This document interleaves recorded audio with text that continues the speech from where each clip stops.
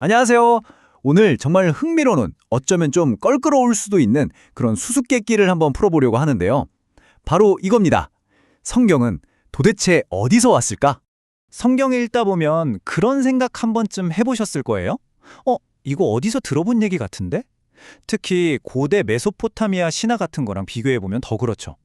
그래서 나오는 질문이 바로 이겁니다. 혹시 모세가 성경을 베껴 쓴 거 아니야? 꽤 도발적이죠?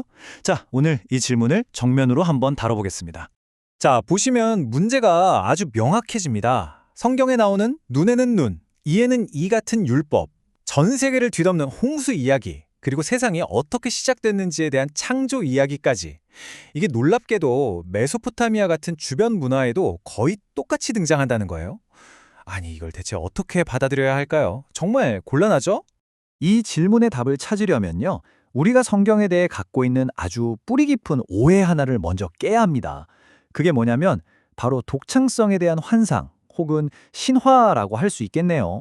우리 보통 이렇게 생각하잖아요. 아니, 하나님이 주신 말씀인데 당연히 100% 오리지널이어야지 다른 데서 비슷한 게 나오면 그게 어떻게 하나님의 말씀이야? 라고요. 굉장히 합리적인 생각처럼 들리죠? 근데 마이클 하이저 박사 같은 학자들은 바로 이 생각이 성경을 제대로 이해하는 데 가장 큰 걸림돌, 일종의 독창성 신화라고 지적합니다. 하이저 박사의 이 말이 정말 핵심을 꿰뚫은데요. 우리가 흔히 성경이 쓰여지는 과정을 상상할 때 마치 어떤 사람이 신들린 상태에서 자기도 모르는 말을 막 받아 적는 그런 신비로운 장면을 떠올리잖아요. 이걸 전문 용어로 채널링이라고도 하는데 성경은 절대 그런 책이 아니라는 겁니다.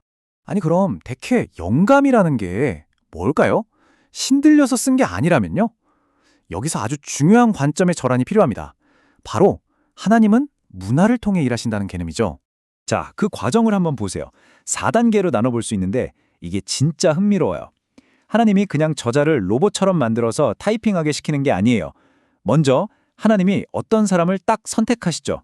그리고는 그 사람이 살면서 겪는 모든 경험, 그 사람이 속한 문화, 이걸 다 사용해서 글을 준비시키세요. 그리고 어느 순간 글을 쓸 동기를 딱 주시는 거죠. 그럼 그 저자는 뭘로 글을 쓸까요? 바로 자기 머릿속에 있는 지식, 자기가 쓰는 언어, 자기가 아는 문학적 장치들, 즉 자기의 문화적 도구를 총동원해서 하나님의 메시지를 담아내는 겁니다. 모세도 마찬가지였다는 거죠. 한번 상상해 보세요. 만약 하나님이 모세한테 자, 이제부터 빅뱅 이론과 양자역학에 대해 서술해라 라고 하셨다고 쳐요. 그럼 수천 년 전 고대 이스라엘 사람들이 그걸 한 글자라도 이해할 수 있었을까요? 당연히 안 되죠. 이건 너무나 당연한 얘기예요.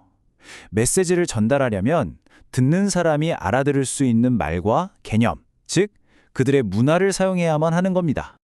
자, 그럼 이론은 이쯤 하고요. 실제 성경 본문에서 이 원리가 어떻게 작동하는지 한번 들여다볼까요?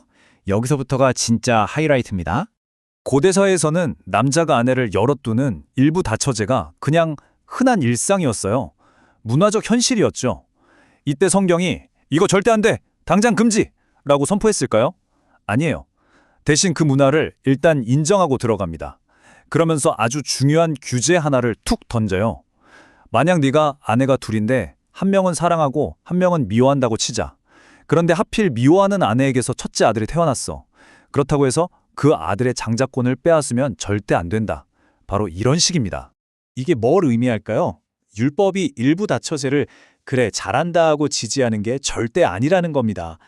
핵심은 그 문화 속에서 약자가 억울한 일을 당하지 않도록, 즉 정의를 실현하는 데 있어요. 하나님은 문화를 통째로 없애버리는 방식이 아니라 그 문화 안으로 깊숙이 들어오셔서 당신의 성품, 당신의 가치를 심어 넣으시는 거죠. 바로 이 지점입니다.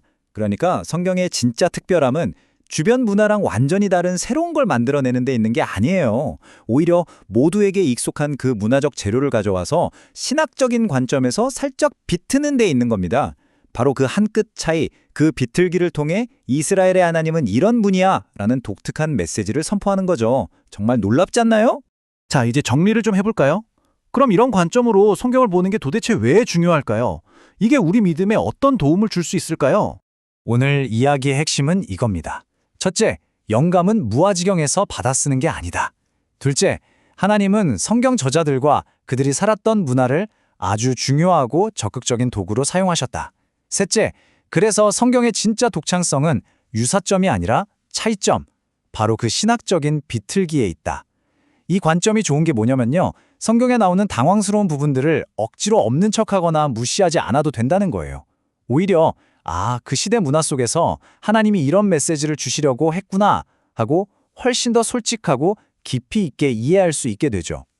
마지막으로 이 질문 하나를 여러분께 던지면서 마무리하고 싶습니다. 혹시 우리도 모르게 성경이 우리 인간 세상과는 전혀 상관없는 저 하늘 위에서 뚝 떨어진 외계 문서 같아야만 더 권위 있다고 생각해 온 건 아닐까요? 어쩌면 성경의 진짜 놀라운 능력은 우리에게서 멀리 떨어져 있는 게 아니라 오히려 우리의 지저분한 현실과 복잡한 문화 한가운데로 직접 찾아와서 바로 여기서 우리를 만나준다는 데 있는 건 아닐까요? 한번 곰곰이 생각해 보시면 좋겠습니다.